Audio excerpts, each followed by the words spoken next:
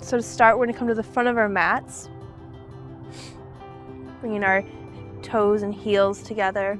And you're going to inhale, sink the tailbone down as you lift up, look at your fingers, and exhale, fold forward. And feel that stretch across the hamstrings already in Uttanasana, forward bend. Hold it here for a few breaths. You can bend the knees slightly, maybe pump the heels. Get the circulation going in the back of the thighs. Okay, and then we're bringing the legs back together. Inhale, look up halfway, and exhale, step or hop to the back of your mat.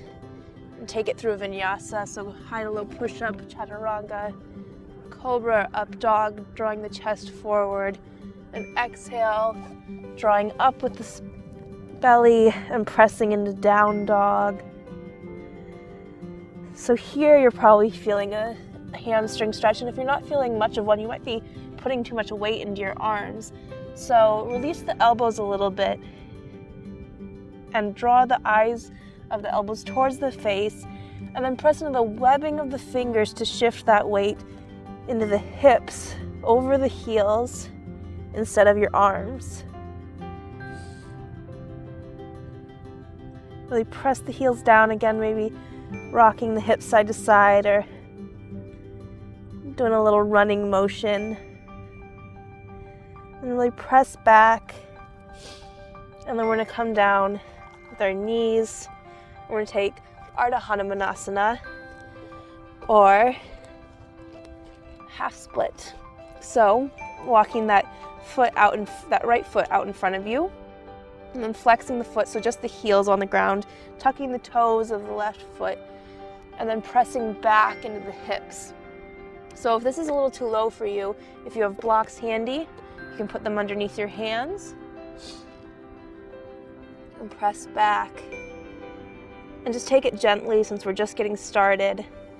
And as we stretch today, when you stretch your hamstrings or really any muscle, you want to feel it in the middle, not bulk of the muscle. So if you're feeling it behind the knee or in the glute and near where the glute starts, instead, you're going to want to let go of that knee a little bit, bend it slightly, and feel that stretch move up into the middle of the thigh.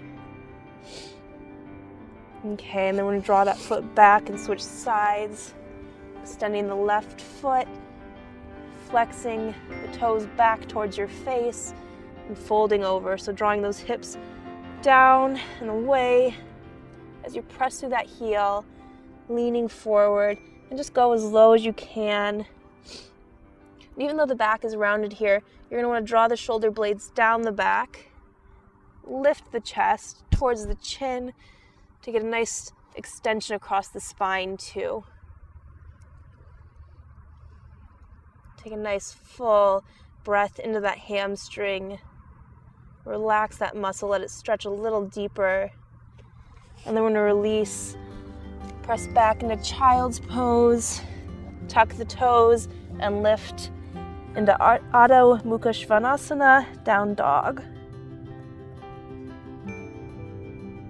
On your next inhale, step the right foot forward, not quite to the center of your hands, and rotate that left heel towards the floor. And we're going to come up into triangle pose, but revolving. So actually, before you come up, walk that left hand to the outside of the right foot, so your pinky knuckle is in line with the ball of that little toe, and then you'll rotate open. So this is a little bit of a balancing pose. You want to make sure that you have even weight distributed into both feet. And you can even press in that hand, but you don't want to use the hand support. You want to feel like the legs are bearing the weight here. And you're going to rotate open. If the balance gets harder as you look up towards your fingers, you can keep it down looking towards your front toes. So really feel both hamstrings getting a stretch here as you press into that back heel and draw those hips centered over. So you don't want one hip out more than the other. You want them nice and centered and flat. Feel that front right hip crease draw back and this other hip draw forward. Okay, and then we're going to inhale and come up out of the pose. And then we're going to stretch forward for a crescent warrior. So instead of a regular warrior, heel's going to come up, your leg's going to rotate in a little bit more, and you're going to look up at your hands and really press into that back heel. So even though it's not making contact, you still feel that line of energy go from the bottom of your heel up through your fingertips. And as you're getting a nice deep stretch in this hamstring here, feel that stretch across the left quad too. Tuck the tailbone and lift up out of the pose. And exhale, release, straighten the legs. And now we're going to take a gentle through warrior 3 first, and then into a standing split. So you can bring your hands to your hips or behind you, or extend them out in front of you. And just start by trying to get your legs parallel. If this is easy for you, and you're just feeling just a little bit of stretch here, but you want to go a little farther, you can bring your head towards your knee and start extending that leg up into the air. And this actually gets a little easier because you can support yourself with your hands on the ground. But if you're in warrior 3 and you want to keep working that hamstring stretch right here, you can bring your hands to the ground too. Hold it here for one more breath. And exhale, release as gracefully as possible, stepping the feet back and taking it from high to low push-up through cobra or up dog, all the way back to down dog. And then on the other side, so stepping that left foot forward, not quite in between the hands, walking that right hand across, lining up the knuckles of your hands with the knuckles of your toes, and rotating gently.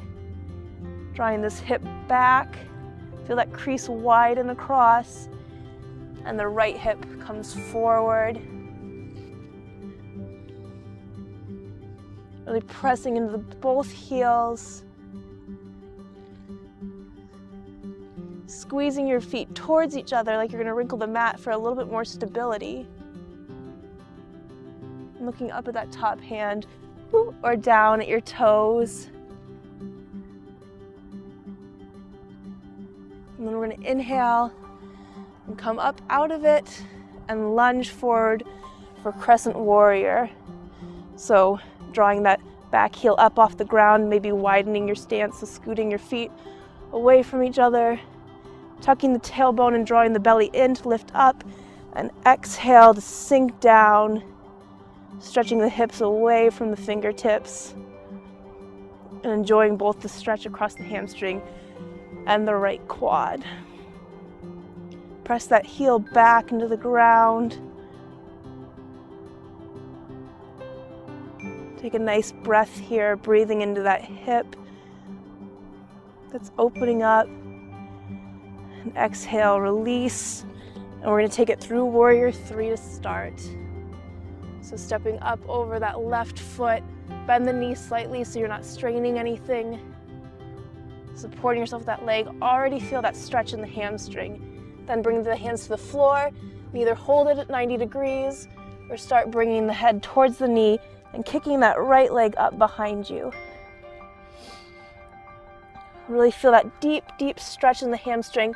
Again, bending the knee so it's right there in the meat of the muscle. So you're getting the most benefit out of the stretch by actually letting go of the knee a little bit. Take another deep, full inhale and exhale. Release the leg down and take it once more. High to low push-up. Urdhva Mukha Svanasana and Adho Mukha Svanasana. Great. Now we're going to come down onto our knees. Press back to Balasana, child's pose for a moment. Maybe rock side to side. Let the hips relax.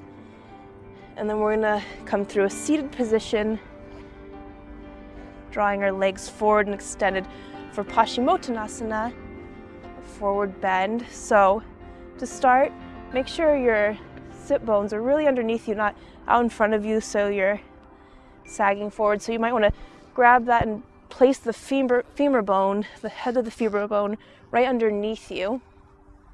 Sit up tall in Dandasana, staff pose for a moment. Breathe and lift high, and then exhale, reach for the toes. If you have a towel or some kind of strap nearby, you can use that. And you're gonna inhale to start. Really draw that sternum away from you and the shoulder blades down, the back lifting up, and exhale, roll over. So you're gonna hold this for a few breaths. So try to relax the neck, maybe shake it out. And again, drawing that stretch up into the middle of the hamstring, releasing the backs of the knees slightly. Really breathe into the hamstrings, engage the quads. So use the quads to lift the kneecaps towards you. And by engaging the quads, your hamstrings will let go a little bit more. Again, lifting the knees up towards your hips. Exhale, letting go.